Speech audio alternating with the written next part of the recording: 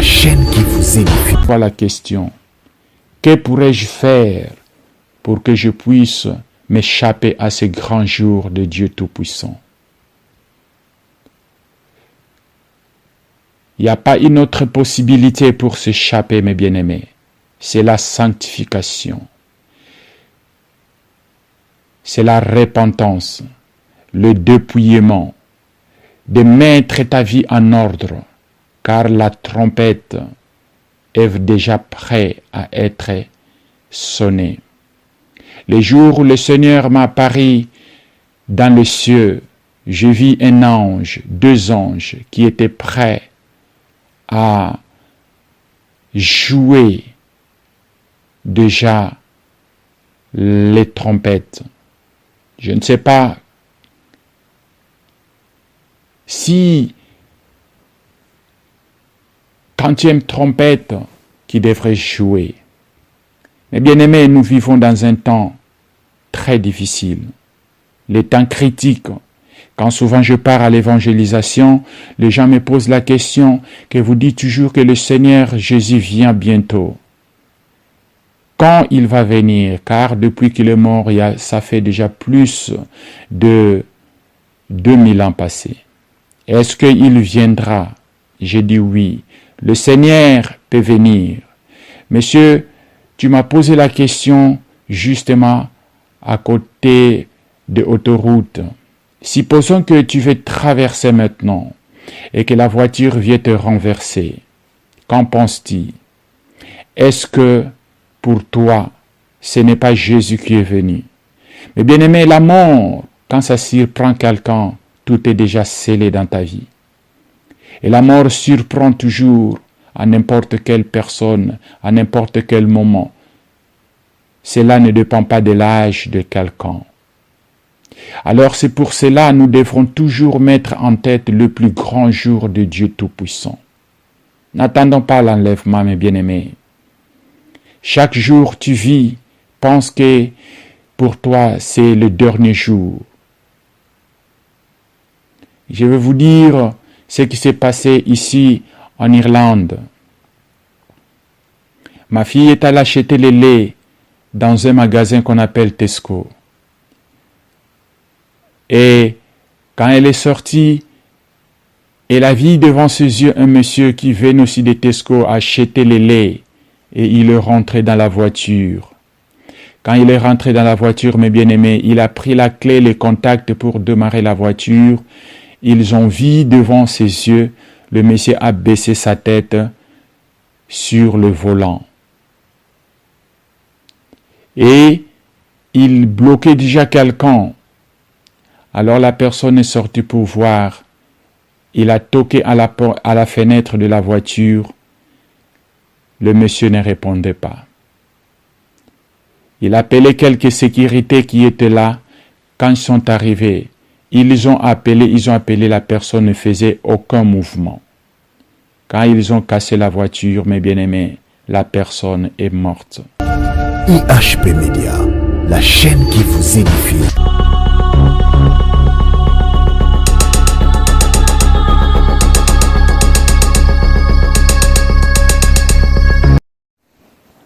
Hosanna, le peuple de Dieu, et partout vous êtes pris dans le monde entier. C'est moi, votre frère Ngongo Aaron. Je viens encore devant vos maisons pour partager les messages en fait que le Seigneur a mis à cœur. C'est un message qui est très important, un message de rappel qui sauvera la vie de quelqu'un et surtout de nos enfants. Alors avant que j'aille dans le message, je vous conduis par une courte prière pour l'assistance du Saint-Esprit. Seigneur notre Dieu, le Dieu d'Abraham, le Dieu d'Isaac et le Dieu de Jacob, je me prosterne devant ta sainte face car tu es un Dieu merveilleux et que l'honneur et la puissance reviennent à toi seul.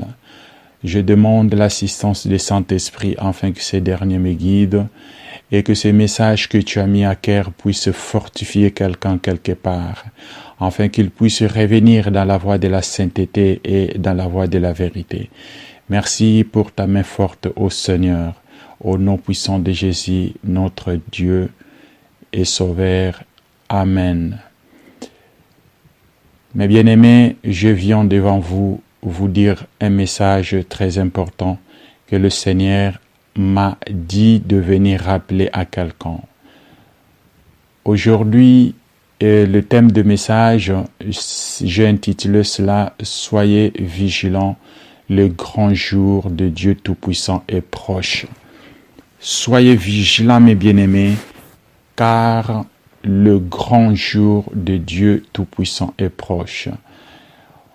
Aujourd'hui, nous sommes dans le monde entier agité avec les fêtes mondaines et que c'est déjà programmé et les gens font même le programme par rapport aux fêtes qui vont venir peut-être 3 mois, 4 mois, 5 mois, 6 mois après. Nous connaissons toutes les fêtes. On fête Bonne Année, Noël, le fête des anniversaires. On parle les jours de la femme. On parle les journées le Saint-Valentin et les journées de papa. Et une chose qui est très, très, très horrible encore chez nous ici en République d'Irlande, quand ils ont voté la loi à propos des homosexuels et de lesbiennes. Alors, ils ont choisi les jours, ils ont adopté la loi horrible là comme une fête nationale. Et ils sont très contents de fêter de fêtes pareilles. Alors, chacun des personnes qui vivent savent bien qu'il y a des fêtes qui sont là. Les gens se préparent pour des fêtes païennes, le fête des mondes. Mais il y a une seule chose que les gens sont en train d'oublier, mes bien-aimés, c'est le plus grand jour de Dieu Tout-Puissant. Ils n'arrivent pas à mettre ça dans leur tête. Ils n'arrivent même pas à comprendre qu'il y a le plus grand jour de Dieu Tout-Puissant que les gens peuvent mettre dans leur tête, dans leur calendrier, pendant qu'ils marchent, pendant qu'ils achètent les choses, pendant qu'ils s'habillent, pendant qu'ils font tout. C'est un jour qui n'a pas de date fixe, mais ça peut arriver à n'importe quel moment. Mais bien aimés, prenons d'abord le livre de 1 Thessaloniciens chapitre 5, les versets 1 à 11. Nous allons parler de ça petit à petit pour éclaircir le pensée de l'apôtre Paul quand il a parlé à propos de ces jours de Dieu Tout-Puissant qui est proche. Il dit ceci: pour ce qui est de temps et des moments, vous n'avez pas besoin, frères, qu'on vous écrive, car vous savez bien vous-même que le jour du Seigneur viendra, comme un voleur dans la nuit, quand les hommes diront paix et sûreté, alors une ruine soudaine le surprendra. Comme les douleurs de l'enfantement surprennent la femme enceinte, et il ne s'échappera point. On se limite d'abord dans le verset 3. Ici, l'apôtre Paul est en train d'encourager quelqu'un en disant que le plus grand jour de Dieu Tout-Puissant est proche. Alors ce jour, il dit que ça viendra comme un voleur dans la nuit. Je vais poser la question, mes bien-aimés, pourquoi le Seigneur appelle cela le jour du Seigneur, le plus grand jour du Seigneur? Parce que quand nous regardons le verset de Marc chapitre 13, le verset 19, mes bien-aimés, lui-même le Seigneur Jésus-Christ en avait parlé. L'apôtre Paul ici a rappelé seulement ce que le Seigneur avait déjà prédit quand il était ici. Marc chapitre 13, le verset 19, il dit « Car la détresse, la tribulation », dans d'autres versions, il dit la tribulation. En ce jour sera tel qu'il n'y en a point eu de semblable depuis le commencement du monde que Dieu a créé, jusqu'à présent, et qu'il n'y en aura jamais. Mais bien aimé, la Bible est en train de dire ici que ces jours, ces plus grands jours de Dieu Tout-Puissant est proche. Et que ces jours-là, ça n'a jamais été depuis le commencement du monde. Et jusqu'à présent, et la Bible dit que ces jours n'aura jamais plus encore de pareil. Nous savons quand nous lisons les récits bibliques que Dieu avait détruit les humains pendant l'époque de Noé, Sodome et Gomorrhe. Et nous voyons aussi quand les enfants d'Israël sont partis en captivité en Babylone en 70. Il y avait beaucoup de gens qui ont perdu la vie pendant ces moments-là. Le temps de Noé, nous savons que la terre entière, mes bien-aimés, s'était engloutie avec les fléaux d'eau.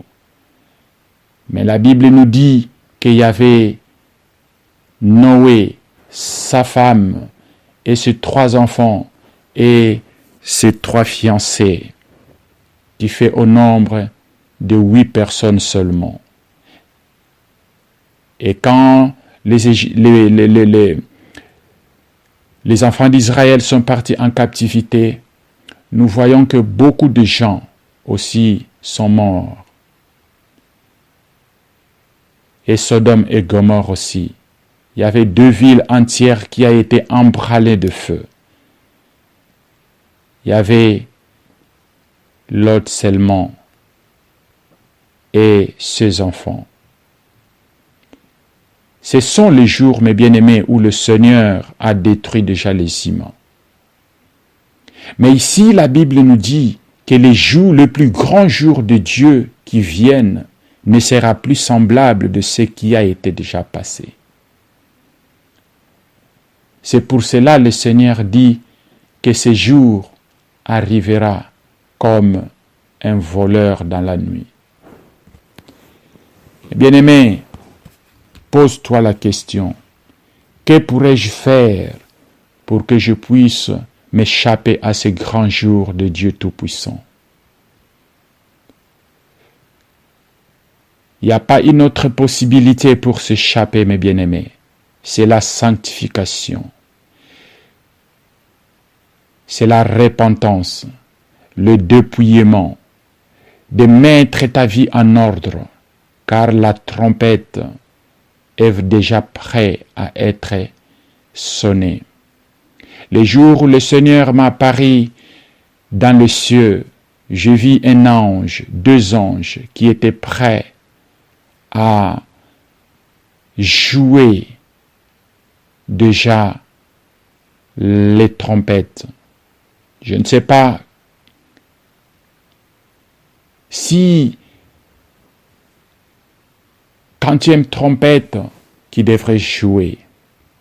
Mais bien aimés, nous vivons dans un temps très difficile, les temps critiques.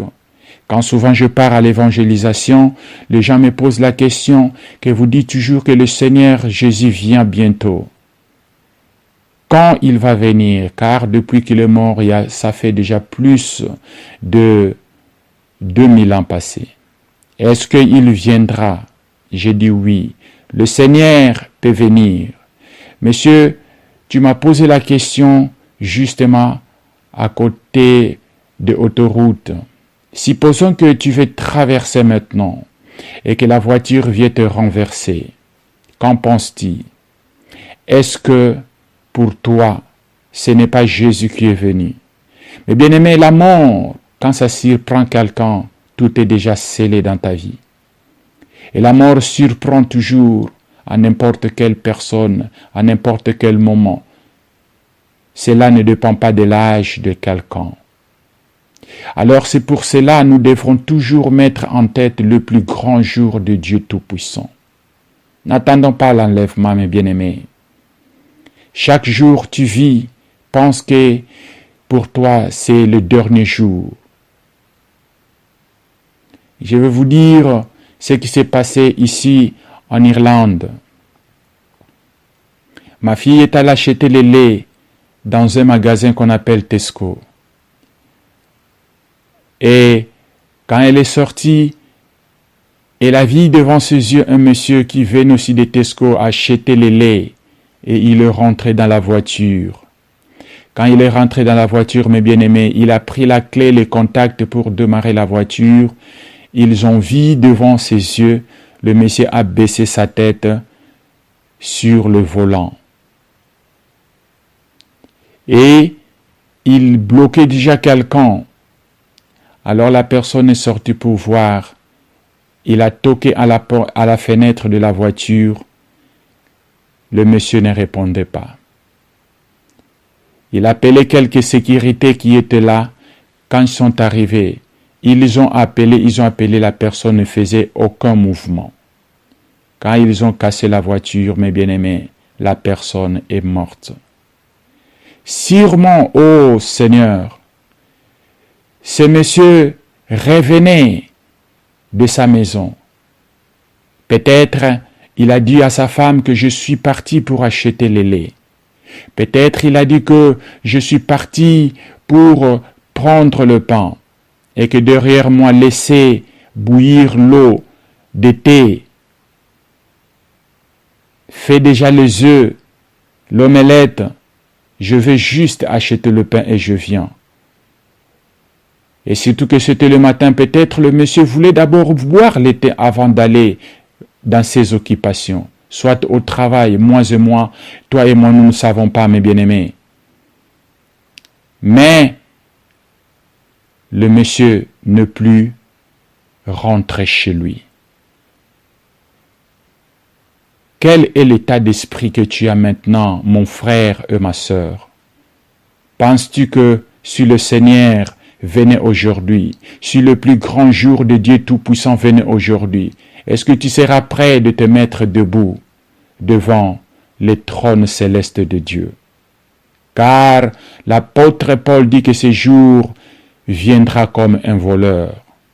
Un voleur, mes bien-aimés, ne donne jamais la date. Un voleur ne donne jamais l'alerte. Il attend vers 2h, 3h du matin, au moment où le sommeil vient en profondeur.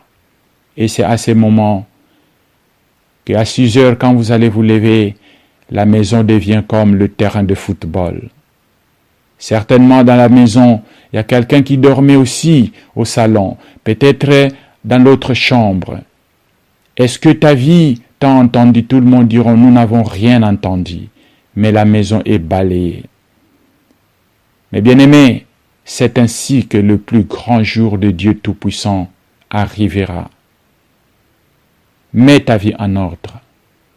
Alors, qu'est-ce que nous devrons faire pour que nous soyons prêts? Pour que nous ne soyons pas surpris comme le monsieur qui est venu acheter le pain est surpris et il ne plus rentrer chez lui. Pour lui, le Seigneur est arrivé. Pour lui, le plus grand jour est arrivé. Pourquoi je dis pour lui, le plus grand jour de Dieu Tout-Puissant est arrivé? Car sa destinée est déjà scellée. Alors, la Bible me dit que pour que nous puissions nous échapper à ce grand jour de Dieu Tout-Puissant, nous devrons considérer certaines choses. Ce sont les choses qu'on n'enseigne pas dans l'Église maintenant. Dans l'Église d'aujourd'hui est remplie avec le message de prospérité, le message d'espoir qui n'est pas biblique, qui ne forme pas les gens pour l'arrivée du Seigneur Jésus-Christ. Car ce sont le message qui prépare les gens pour la venue de notre Seigneur Jésus-Christ Nazareth. Et que ce jour est très proche. Nous devrons nous débarrasser de certaines choses afin que nous soyons prêts quand ce jour nous surprend à n'importe quel moment au moins nous sommes sûrs que le Seigneur fera grâce à notre vie pour les destins éternels. Alléluia. 1 Corinthiens chapitre 6, le verset 9 à 10. 1 Corinthiens chapitre 6, le verset 9 à 10, ces versets nous énumèrent les choses que nous devrons abandonner afin que nous soyons prêts pour le plus grand jour de Dieu Tout-Puissant. Mais bien-aimés, ces messages, ces versets, ce sont des versets qu'on ne lit jamais plus encore dans des églises. Et pourtant, c'est ça qui est très important. C'est ça qui fera en sorte que nous soyons réellement acceptés dans le trône de Dieu Tout-Puissant. La Bible dit en 1 Corinthiens chapitre 6, le verset 9 à 10, il y a certaines choses qu'on devrait énumérer. Ne savez-vous pas que les injustes n'hériteront point le royaume de Dieu? Qui sont les injustes qui ne s'échappera pas au plus grand jour de Dieu Tout-Puissant?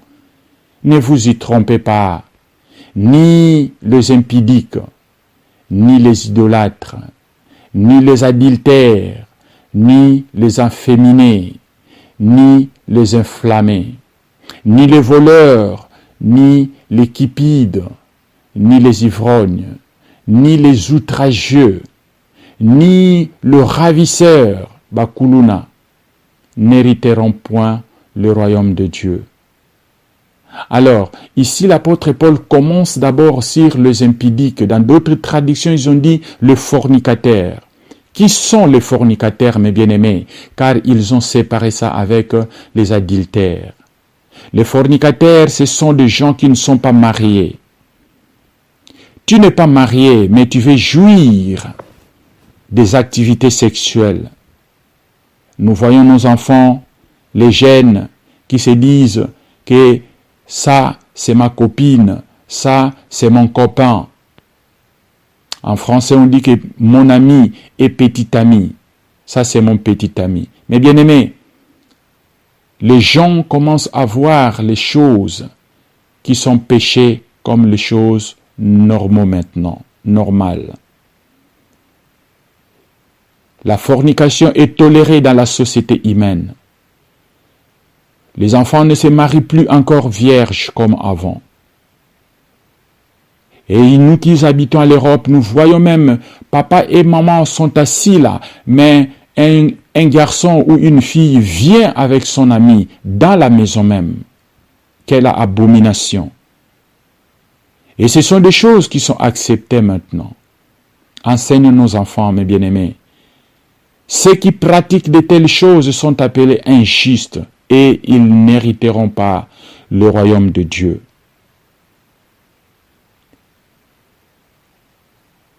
Ça ne se voit plus encore comme un péché. On dit, petit ami, est-ce que tu peux coucher avec ton ami? Est-ce que tu peux faire des rapports avec quelqu'un ou quelqu'une que tu n'es pas marié? Mais dans les églises, on n'enseigne plus jamais ces choses. Mais bien-aimé, tu es marié, mais tu convoites un autre conjoint dehors. Peut-être ton mari n'arrive pas à te satisfaire au lit compte tenu de maladie ou l'âge, et toi la femme, tu te livres pour aller tricher dehors. Et là où tu pars, ma sœur, et là où tu pars, mon frère, en mentant à ta femme que tu pars au travail, et pourtant tu pars faire des bêtises quelque part, si l'accident t'arrive, est-ce que tu sais où passeras-tu ton éternité? Le plus grand jour de Dieu Tout-Puissant pour toi, c'est arrivé. Alléluia. Et dans le même ordre d'idées, on a cité, énuméré beaucoup de choses que nous avons vues dans ces versets. Mais compte tenu du temps, nous allons rapidement encore voir quelque chose de très important dans le livre des Galates. Galates, chapitre 5, le verset 19, l'apôtre Paul ajoute encore quelques pensées qui sont là, qui semblent à peu près le même, ce qu'il a énuméré dans le livre de 1 Corinthiens. Galates, chapitre 5, le verset 19. Regarde ce qu'il dit, mes bien-aimés.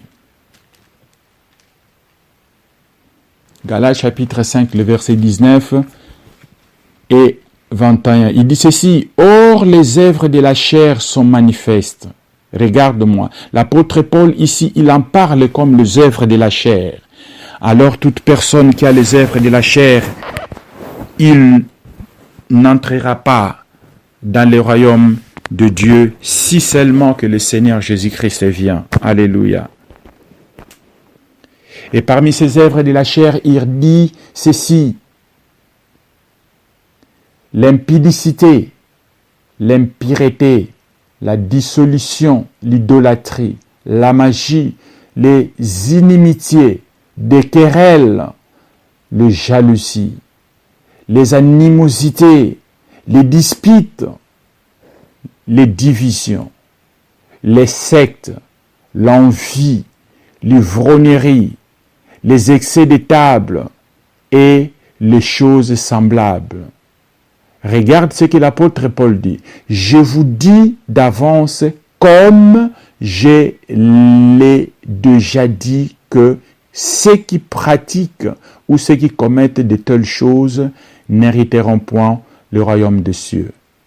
Mais bien aimés, l'apôtre Paul souligne que comme je vous avais déjà dit, là il est en train de faire référence au verset que nous avons lu d'abord premièrement en 1 Corinthiens chapitre 6, le verset 9 jusqu'à 10. Ici, l'impudicité ou la fornication revient toujours dans la liste la première des choses, car l'apôtre Paul savait qu'au dernier jour, les gens se livreront à cette pratique. Mais bien aimés, cela ne veut pas dire qu'une pratique qui est acceptée dans la société humaine est que devenue acceptée devant Dieu.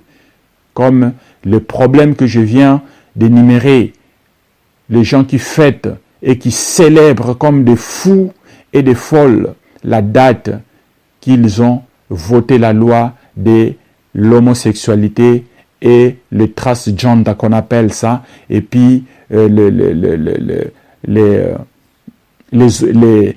lesbiennes, tu vois. Les plus grands jours de Dieu Tout-Puissant, mes bien-aimés, est proche. Maintenant, nous devrons tout faire afin que nous puissions nous débarrasser de ces choses. Tu vois? Nous devrons tout faire de se débarrasser de ces choses. Alors, si on revient dans notre verset des Thessaloniciens, il y a quelque chose qui est très important quand nous lisons le verset 4. Il dit ceci: « Mais vous, frères, vous n'êtes pas dans les ténèbres pour que ces jours vous surprennent comme un voleur. Vous êtes tous des enfants de la lumière et des enfants du jour. Nous ne sommes point de la nuit, ni de ténèbres. Ne dormons donc point comme les autres, mais veillons et soyons sobres. Car ceux qui dorment, dorment la nuit, et ceux qui s'enivrent la nuit. Mais nous qui sommes du jour, soyons sobres. Ayez revêtu de la cuirasse, de la foi et de la charité, et ayant pour casque l'espérance du salut. Il dit ceci dans le verset 9, « Car Dieu ne nous a pas destinés à la colère, mais à l'acquisition du salut par notre Seigneur Jésus-Christ, qui est mort pour nous, afin que, soit que nous veillons, soit que nous dormions, nous vivrons ensemble avec lui. » Alléluia. C'est pourquoi exhortez-vous réciproquement et édifiez-vous les uns les autres comme en réalité vous le faites. Alléluia. Regardez bien ce que l'apôtre Paul dit. Il dit que nous, mes frères, toi et moi, nous ne sommes plus encore dans les ténèbres.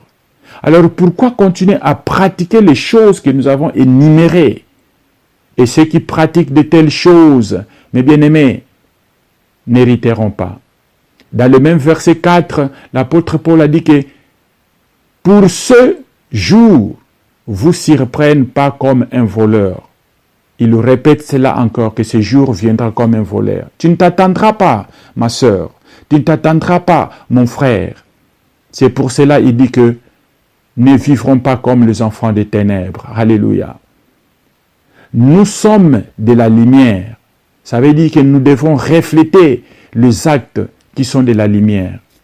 Alors, dans le verset 6, ici, il dit que ne dormons pas comme dorment les autres. Ça veut dire quoi? Les autres vivent dans le péché. Les autres vivent dans les ténèbres. Dans le sens qu'ils sont contents. Ils se sentent à l'aise dans les ténèbres. Mais toi et moi, ma sœur, mon frère, nous ne pouvons pas nous sentir à l'aise. Nous ne pouvons pas nous sentir à l'aise pour faire ou pratiquer le mensonge. Ou faire des choses comme ça. Car ceux qui les font sont dans les ténèbres. Mais il dit veillez et soyez sobres. Le verbe sobre s'est répété à 2 reprises. Il a répété cela dans le verset 6 et le verset 8. Mais veiller, ça veut dire quoi? Veiller dans la langue hébraïque. Souvent, mes bien-aimés, quand vous lisez la Bible, c'est mieux de chercher le mot-clé dans la langue originale. Cela vous donnera exactement l'idée du verset. Qu'est-ce que la Bible voulait parler ou qu'est-ce que l'écrivain voulait transmettre. Quand il dit que mais veillez et soyez sobres. Veillez, mes bien-aimés, en grec, ça signifie agrégoré ou agrypnéo. Agrypnéo dans la langue grecque qui signifie tout simplement porter une attention stricte, active, faire attention aux choses soudaines, calamités destructives qui peuvent survenir soudainement. Alléluia. Regarde maintenant, en regardant le mot veiller, quand tu regardes cela maintenant dans l'originalité de la langue grecque qui a été écrite, ça donne vraiment une explication très nette. Que veiller veut dire que porter une attention stricte, active, faire attention aux choses soudaines, calamités destructives qui peuvent survenir soudainement. C'est ça le mot veiller, mes bien-aimés. Et ça donne un sens. Donc ne dormons pas, mes bien-aimés. Soyons toujours attentifs. Soyons toujours alertes que ces jours-là peuvent me surprendre comme ça surprit le monsieur qui est parti acheter le lait dans le Tesco. Alléluia. Beaucoup de gens qui dorment, mais le matin, ils ne se lèvent pas. Pour eux, le plus grand jour de Dieu Tout-Puissant est arrivé, mes bien-aimés. N'attendons pas toujours l'enlèvement. Ce n'est pas beaucoup de gens qui arriveront à ce jour-là. Alléluia. Maintenant, le mot sobre. Le mot sobre dans la langue grecque, il dit ceci, que c'est être calme et concentré de l'esprit. Être modéré sans passion. Donc, être calme, c'est pour cela il dit que soyez sobre. Sobre, c'est être calme et concentré de l'esprit. Qui signifie que soyez sobre, mes bien-aimés. Soyez calme. Concentre-toi dans l'esprit. Que nous ne faisons plus encore partie des ténèbres. Alléluia. C'est pour cette raison, mes bien-aimés, pour clôturer, je voulais lire un verset des choses encore qu'on devrait se débarrasser de ça. Pour que ce jour, quand ça nous surprend, nous ne puissions être dans la liste des gens qui seront épargnés. Regarde-moi ici. Il dit Proverbe chapitre 6, le verset 16 et 17. Il dit ceci. Mais bien-aimé, s'il te plaît, prends ce verset. Pendant que tu es en train de suivre ce message, le Seigneur me dit de prendre ces versets. notez quelque chose de très important que toi tu as aussi. Tu as ça, mes bien-aimés. Et c'est le moment que tu dois te débarrasser de cette chose que nous allons lire dans ce verset de Proverbes. Chapitre 6, le verset 16. Il y a 6 choses que hait l'Éternel. Et même 7 qu'il en a horreur. Il y a 6 choses que notre Seigneur hait, il déteste. Et il dit encore dans la deuxième phrase que, voire même 7, qu'il a horreur. Il a horreur de ces choses-là. Quelles sont ces choses? 1. Les yeux hautains. 2. La langue mensongère. 3. Les mains qui répandent le sang innocent. 4. Le cœur qui médite le projet inique. Et 5. Le pied qui se hâte de courir au mal.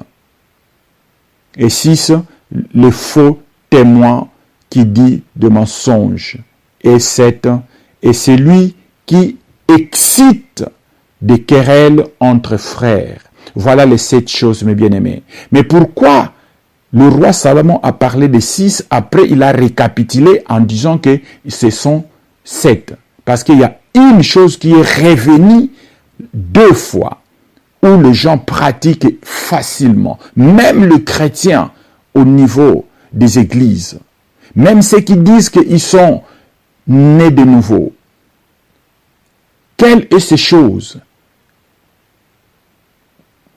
Deuxième des choses, il nous dit la langue menteuse. Eh bien aimé, je vais te dire quelque chose, toi qui m'attends. Il n'y a pas le petit mensonge et le grand mensonge. Les mensonges, mes bien-aimés, c'est les mensonges. Oh, je dis seulement un petit mensonge. Ce petit mensonge-là, ça fera en sorte que si le grand jour du Dieu Tout-Puissant arrive, tu vas te retrouver dans le lieu de tourment.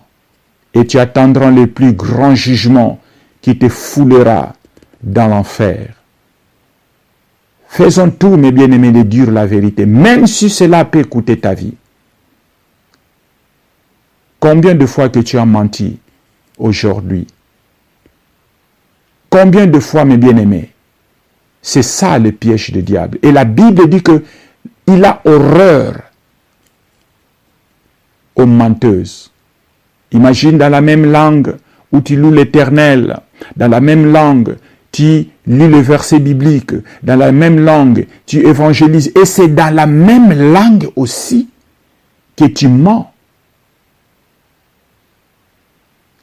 Et, faute de temps, nous pensons maintenant dans avant-dernière 6, il dit encore le faux témoin qui dit des mensonges. Regarde, c'est ça ce qui s'est répété à 2 reprises. Et ça pourrait être 6, mais la Bible dit que 7. Parce qu'il a répété cette chose-là. Il faut savoir à garder ta langue, ma sœur. Il faut savoir à garder ta langue, mon frère. Si le plus grand jour de Dieu Tout-Puissant vient te retrouver dans cet état,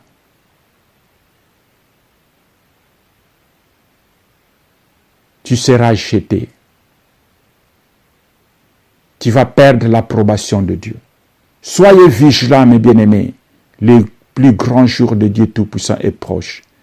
Rappelez-vous le premier verset que nous avons lu. Il dit que ce jour-là n'a jamais été depuis que le Seigneur a créé le monde. Et ce jour-là ne sera jamais plus encore avant.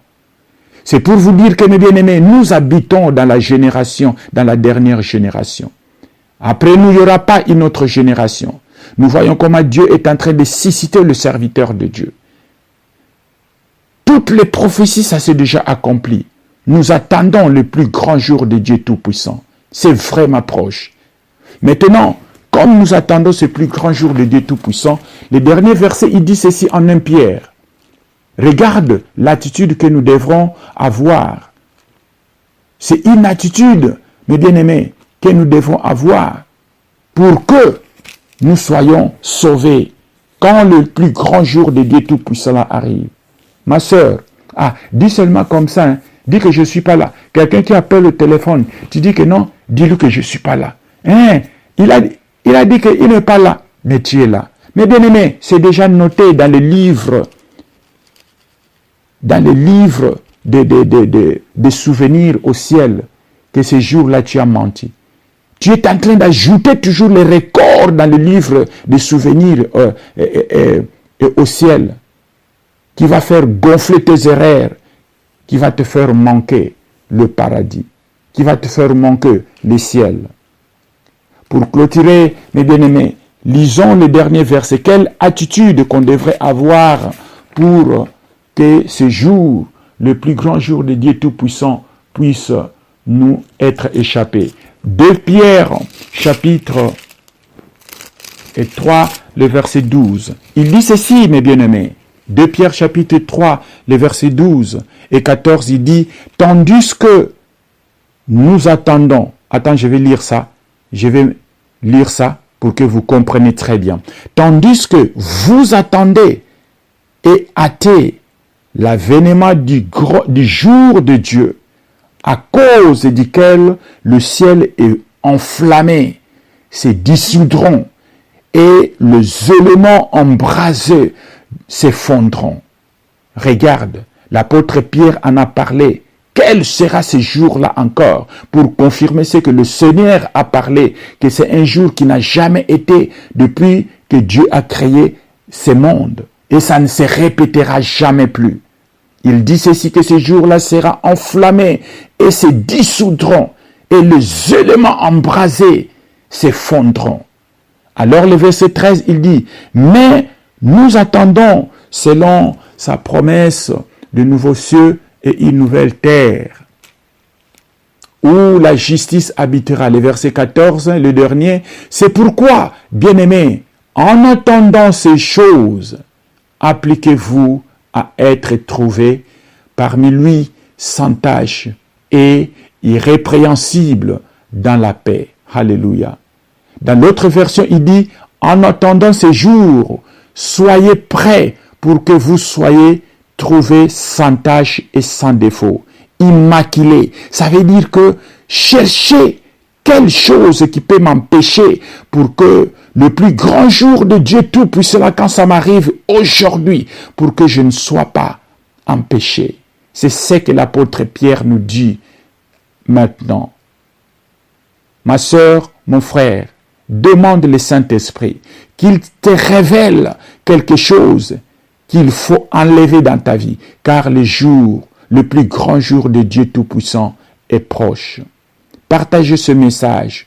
Ça peut sauver quelqu'un qui est encore dans les débauches. Ça peut sauver quelqu'un qui se dit encore né de nouveau. Mais il y a quelque chose encore qui continue toujours à garder dans sa langue le mensonge, le faux témoignage. Soyez bénis. Partagez ce message. En partageant ce message, tu vas sauver la vie de quelqu'un. Et cette personne se rappellera de toi. Et le ciel écrira dans ton livre de souvenirs de ce que tu as fait de bien et que tu as sauvé quelqu'un. Alléluia. Soyez bénis. Que la paix de notre Seigneur Jésus-Christ soit avec vous. Soyez prêts, sans tache et sans défaut, en attendant le plus grand jour de Dieu Tout-Puissant vous trouve sans défaut et immaculé. C'est votre frère Aaron Ngongo. Shalom. IHP Media, la chaîne qui vous édifie.